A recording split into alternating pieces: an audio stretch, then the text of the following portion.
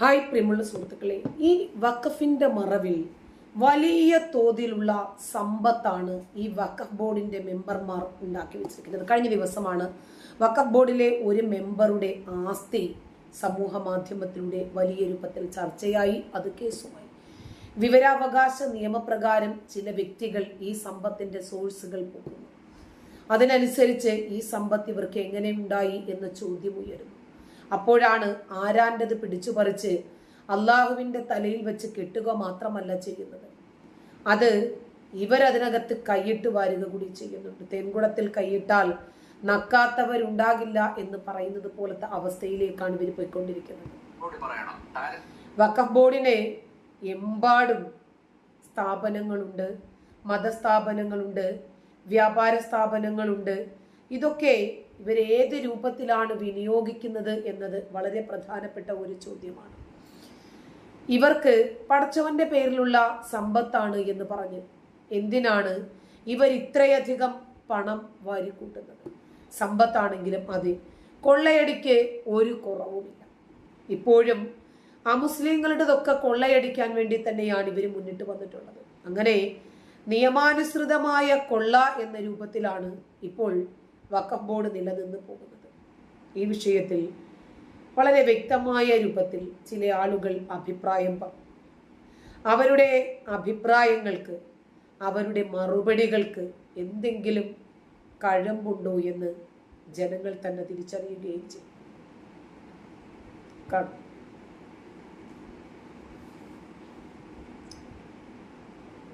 Direct answer please.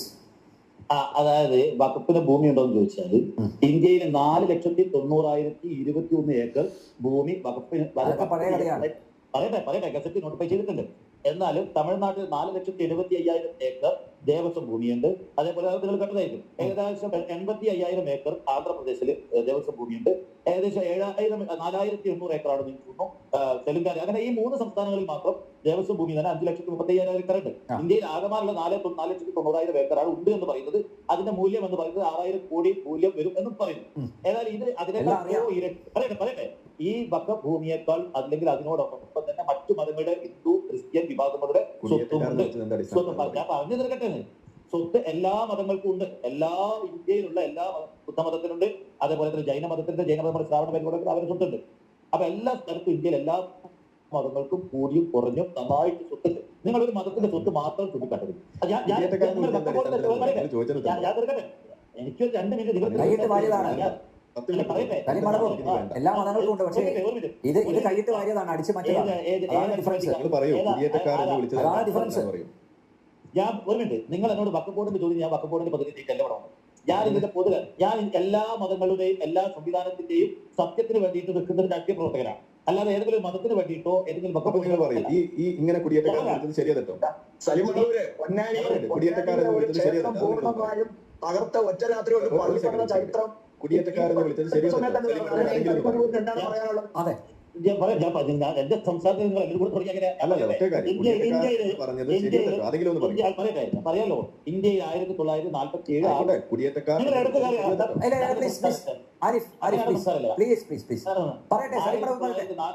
നിങ്ങൾ ക്ഷേത്രത്തിന്റെയും പള്ളിയുടെയും കാര്യങ്ങൾ പറയും. അതൊക്കെ 1947 ആഗസ്റ്റ് 15 ചട്ടം ഹൈക്കോടതി ഇന്ത്യയിൽ നിയമം പാസാക്കിയിരിക്കുന്നു. ഞാൻ ആ നിയമത്തിൽ വിശ്വസിക്കുന്നു. അതിന് മുമ്പുള്ള ചരിത്രത്തിലേക്ക് പോയാൽ പല ബുദ്ധക്ഷേത്രങ്ങളും തകർത്തുകൊണ്ട് ഹിന്ദു ക്ഷേത്രം ഉണ്ടാക്കിയിട്ടുണ്ട്. ഹിന്ദു ക്ഷേത്രം പല സമയത്ത് തകർക്കപ്പെട്ടില്ല എന്ന് ഞാൻ പറയില്ല. തകർക്കപ്പെട്ട് അവിടെ പള്ളി വന്നിട്ടുണ്ട്.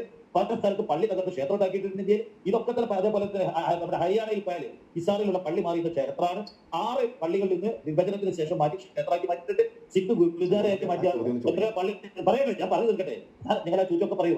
നിങ്ങൾ സമയം നഷ്ടപ്പെടുത്തിയില്ലെങ്കിൽ പെട്ടെന്നല്ല പറയും, ഓരോന്നും പറയും. അപ്പൊ ഇന്ത്യയിൽ എല്ലാ മത കേന്ദ്രങ്ങളും പരസ്പരം മാറ്റിയിട്ടുണ്ട്. അപ്പൊ അതൊക്കെ തന്നെ ഇന്ത്യയിൽ 1947 ആഗസ്റ്റ് 15 ചട്ടം കാര്യങ്ങൾ തീരുമാനിച്ചതാണ്. അതുകൊണ്ട് പിന്നെ വഖഫ് ഭൂമിയിൽ ഒറിജിനൽ വഖഫ് ഭൂമിയിലേക്ക് ഒരാൾ കയ്യേറിയാൽ, അല്ലെങ്കിൽ ഒറിജിനൽ ദേവസ്വം ഭൂമിയിലേക്ക് ഒരാൾ കയ്യേറിയാൽ, ഒറിജിനൽ ചർച്ചിന്റെ ഭൂമിയിലേക്ക് ഒരാൾ അയാളെ കുടിയേറ്റക്കാരുണ്ട്. ഇവിടെ മുനമ്പത്ത് ഞാൻ പലതവണ പറഞ്ഞു, വഖഫ് ബോർഡ് ഒരു ഘട്ടത്തിലും മുനമ്പോ ഇതേവരെ വഖഫ് ബോർഡ് നേരിട്ട് ക്ലെയിം ചെയ്യുകയോ നോട്ടീസ് കൊടുക്കുകയോ ചെയ്തിട്ടില്ല. അവിടെ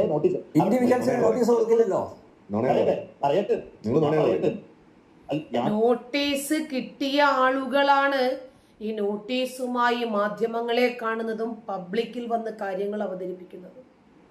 പിന്നെ നിങ്ങൾ പറഞ്ഞോളൂ. അതെ, ഞാൻ പറഞ്ഞു തീർക്കട്ടെ. കലണ്ടറാണല്ലോ ഞാൻ പറഞ്ഞു. നിങ്ങൾ നുണയാ പറയുന്നത്. വഖഫ് ബോർഡ് നോട്ടീസ് നിർദ്ദേശം കൊടുത്തതിന്റെ അടിസ്ഥാനത്തിലാണ് അവരുടെ കരമടയ്ക്കാനുള്ള അതെ അതെ അവകാശം. നടപടിക്രമം അങ്ങനെയാണല്ലോ. ശരി, ഞാനത് പറഞ്ഞോട്ടെ. കുറ്റകൃത്യത ഈ വഖഫ് ബോർഡ് അല്ല അത് ഇനീഷ്യേറ്റ് ചെയ്തത്. നിസാർ കമ്മീഷൻ വന്നു. അത് കഴിഞ്ഞ പിന്നെ നിങ്ങൾ തന്നെ സംസാരിക്കും. പറയൂ, വഖഫ് ആരിഫ് ബോർഡ് പറയട്ടെ. സംസാരം ഇല്ല ആരിഫ് ഹുസൈൻ ഇവിടെ നിസാർ കമ്മീഷൻ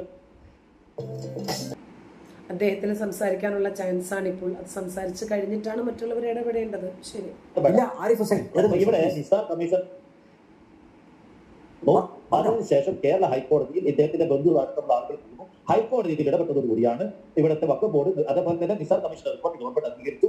അങ്ങനെ ഈ വിഷയം കുറച്ചുകൂടി അതായത് ഹൈക്കോടതി കൂടെ ഇടപെട്ടതോടുകൂടി കരമടയ്ക്കുന്നത് ഹൈക്കോടതി തടഞ്ഞതോടുകൂടിയാണ് ഇതിൽ പ്രശ്നം വരുന്നത്. വഖഫ് ബോർഡ് അല്ല ഇതിൽ ഇനിഷ്യേറ്റ് ചെയ്തത്, മറ്റു സംവിധാനങ്ങൾ മാത്രം. അല്ലാതെ വഖഫ് ബോർഡ് 4 ആൾ ഇരുന്നുകൊണ്ട് 4 മുസ്ലിങ്ങൾ ഇരുന്നുകൊണ്ട് ആളുകൾ ഇറക്കാൻ തീരുമാനിച്ചിട്ടില്ല. അങ്ങനെ വെള്ളം പൂശാതെ വഖഫ് ബോർഡ്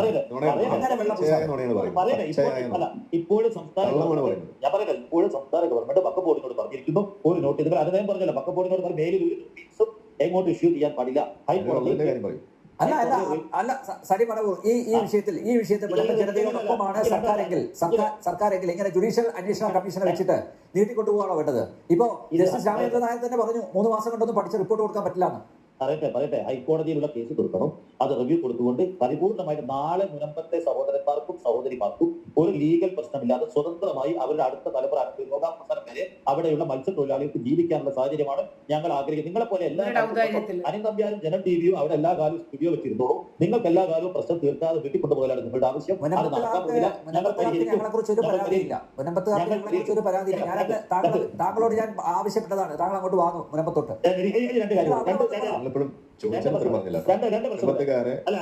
എന്ന് വിളിച്ചത് ശരിയോ തെറ്റോ? 2 വർഷം കൂടെ മുനമ്പത്തുകാർ ആരും കുടിയേറ്റക്കാരെന്ന് വിളിച്ചിട്ടില്ല. നിയമസഭയിലാണ് അത് ഉന്നയിച്ചത്. നിയമസഭയിലാണ് അത് ഉന്നയിച്ചത്. ശരിയോ തെറ്റോ പറയും. അല്ല ഞാൻ പറയട്ടെ ശരിയോ തെറ്റോ പറയും. ഞാൻ പറയട്ടെ അത് ഓരോന്നോരോന്ന് ചോദിച്ചാൽ 2-3 കാര്യങ്ങൾ പെട്ടെന്ന് ഞാൻ പറയാം. ഇവിടെ സംവരണത്തിനെ കുറിച്ച് മുസ്ലിങ്ങൾക്ക് എങ്ങനെ സംവരണം എന്ന് ചോദിച്ചു. ഇന്ത്യയുടെ ഭരണഘടനയിൽ പറയുന്നത് സോഷ്യലി ആൻഡ് എഡ്യൂക്കേഷണലി ബാക്ക്വേർഡ് എന്ന വായിച്ചു നോക്കണം. രാജശേഖരൻ വായിച്ചു നോക്കണം. അപ്പൊ എത്ര ശതമാനം മുസ്ലിങ്ങൾ സോഷ്യലി ആൻഡ് ഇക്കണോമിക്കലി ബാക്ക്വേർഡ് സംവരണം വേണ്ട എന്ന് പറയുമോ ശ്രീ സലിം?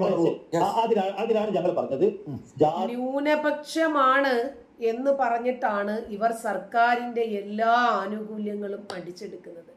പക്ഷേ ഇവരിൽപ്പെട്ട ആളുകൾ തന്നെ പുലിയാർ കാസിമി അടക്കമുള്ള ആളുകൾ പൊതുരംഗത്ത് വന്ന് മാധ്യമങ്ങൾക്ക് മുമ്പിൽ കൂളായി പറയുന്നു ഞങ്ങൾ ന്യൂനപക്ഷങ്ങളല്ല, ഞങ്ങളിപ്പോൾ ഭൂരിപക്ഷമായിട്ടുണ്ട് എന്നാണ് ഇവരുടെ അവകാശവാദം. അങ്ങനെ വെച്ച് നോക്കുമ്പോൾ ആ ആനുകൂല്യങ്ങൾ ഞങ്ങൾക്ക് വേണ്ടാന്നങ്ങ് പറഞ്ഞൂടെ? ഈ സെൻസസ് നടപ്പിലാക്കിയിട്ട് എല്ലാ സമുദായങ്ങളുടെയും മതങ്ങളുടെ പഠിക്കാലോ. അതെ, മതമെല്ലാം പഠിക്കാലോ. എല്ലാ സംവിധാനത്തിലും ജാതി അല്ല അതോടൊപ്പം ജാതി സെൻസസ് കൂടെ. ഞാൻ പറയട്ടെ ജാതി സെൻസസ് എടുത്താൽ അതോടൊപ്പം അതായത് ഞാൻ ഉദ്ദേശിക്കുന്നത് നിലവിലുള്ള സംവരണത്തിന് വേണ്ടിയിട്ടാണ്. ഓരോ വിഭാഗവും അനുഭവിക്കുന്ന സംവരണവും അവരുടെ ജാതി സംവരണം ഒരിക്കലും ഒരു ജനാധിപത്യ സമൂഹത്തിന് യോജിച്ചതല്ല. അതുകൊണ്ട് നമ്മൾ ഈ ജാതി പറഞ്ഞിട്ടുള്ള ആനുകൂല്യങ്ങളല്ല ക്ഷേമം ആഗ്രഹിക്കുന്ന പുരോഗതിയിലേക്കും വളർച്ചയിലേക്കും പോകുന്ന ഒരു രാജ്യത്തിന് അനിവാര്യം. സാമ്പത്തിക സംവരണത്തിനാണ് നമ്മൾ പ്രാധാന്യം നൽകുന്നത്.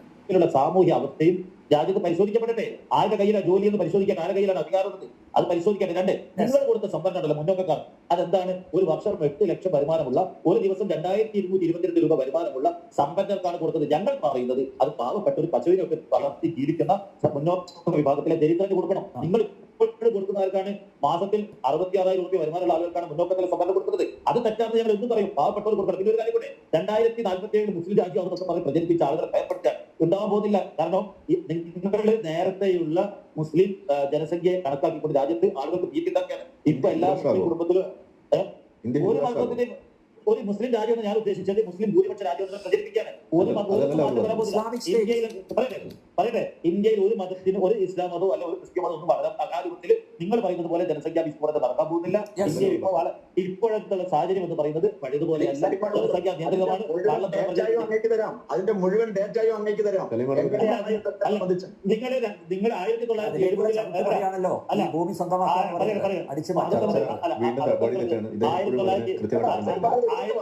വഖഫിലേക്ക് വാസലിം മടവ് യെസ്, നമുക്ക് സമയമില്ല, പെട്ടെന്ന് അവസാനിപ്പിക്കാം.